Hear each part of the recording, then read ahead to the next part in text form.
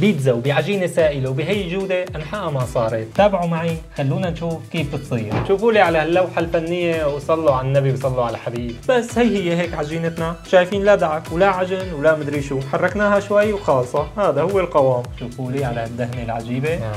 يعني اوه لك يا ساتر على هالنغم، لك يا ساتر. بسم الله بسم الله بسم الله. من جمالية هي العجنة انه فينا نشتغل فيها من دون ما نريحها. شوف العجينة جدا طرية، يعني انا الصراحة ما توقعتها تطلع بهي الجودة.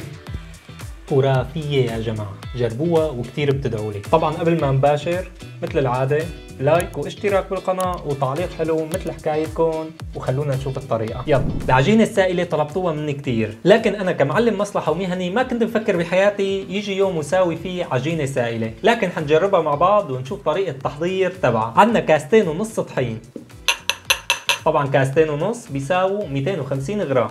لهال 250 غرام طحين بدنا معلقة سكر كبيرة، معلقة ملح صغيرة، ظرف خميرة 10 غرام.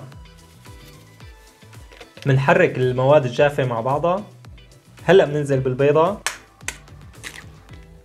و250 ميلي مي. هي العيارات تبعها هي. هلا بنحركها منيح مع بعضها. طبعا العجينة تبعنا لازم هيك نخفقها كتير منيح حتى تصير معنا بهذا الشكل مطاطي، شايفين؟ لازم يتفاعل فيها البلوتين. بس هي هيك عجينتنا، شايفين؟ لا دعك ولا عجن ولا مدري شو، حركناها شوي وخالصة، هذا هو القوام. من جمالية هي العجنة انه فينا نشتغل فيها من دون ما نريحها، ورغم هيك انا عبين ما اجهز صوص البيتزا حريحها شي 5 دقايق. خلينا نساوي صوص بيتزا طيب سريع خفيف ولطيف. عنا حبة بصل وسط، وعنا 5 اسنان توم، وعنا حبتين بندورة وسط، معلقة دبس فليفلة كبيرة، ومعلقة دبس بندورة. وهلأ على الخلاط. وهلأ بنجيب الغاز، طنجرة، شوية زيت زيتون، ونشغل الغاز. بس حمي الزيت منبلش مننزلهم.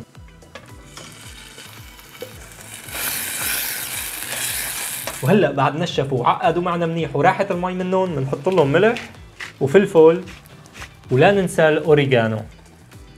وهلا بنجيب الصينيه اللي عندنا، طبعا الصينيه قطرها 30 سم، اكبر شوي اصغر شوي ما في مشكله، على حجم العجينات تماما اللي ساويناهم. نعمل لها دهنه زيت خفيفه.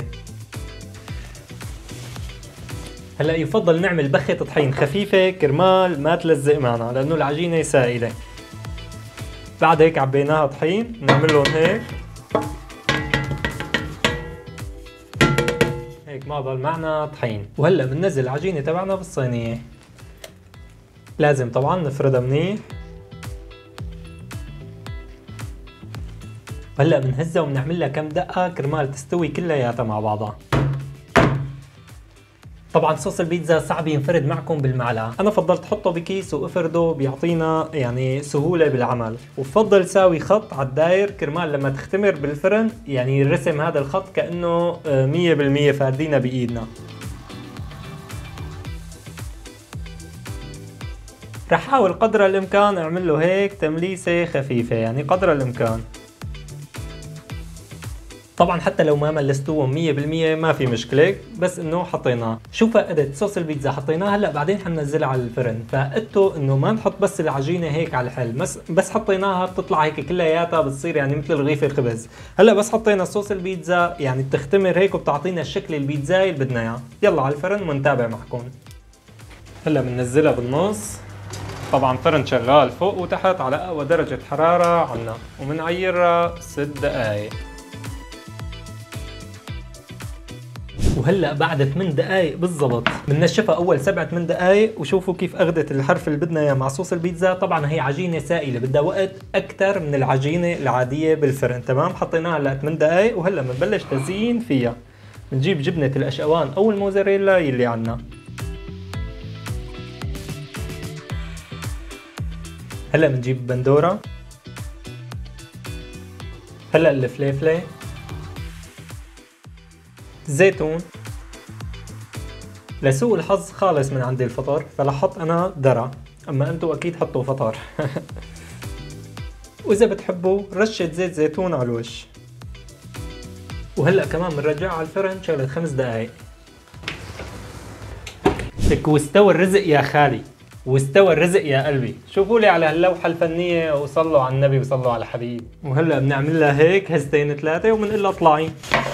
وبتعرفوها لهي تبع مندهنه سقيله، بتحط البيتزاية هيك ومندهنه، مندهن هذا الداير تبعه. شوفوا لي على هالدهنة العجيبة، هي مندهنه سقيله. طبعا وما ننسى رشة الأوريجانو. يا عين يا عين. وهلا بدنا نقطع. يب اوه لك يا ساتر على هالنغم، لك يا ساتر. بسم الله بسم الله بسم الله. اوه والله سخنة. انا مو من جماعة تبع مبلط سقف حلقي بنوب، فكتير سخنة. بس خلونا نفحص العجينة. قربوا هيك معي.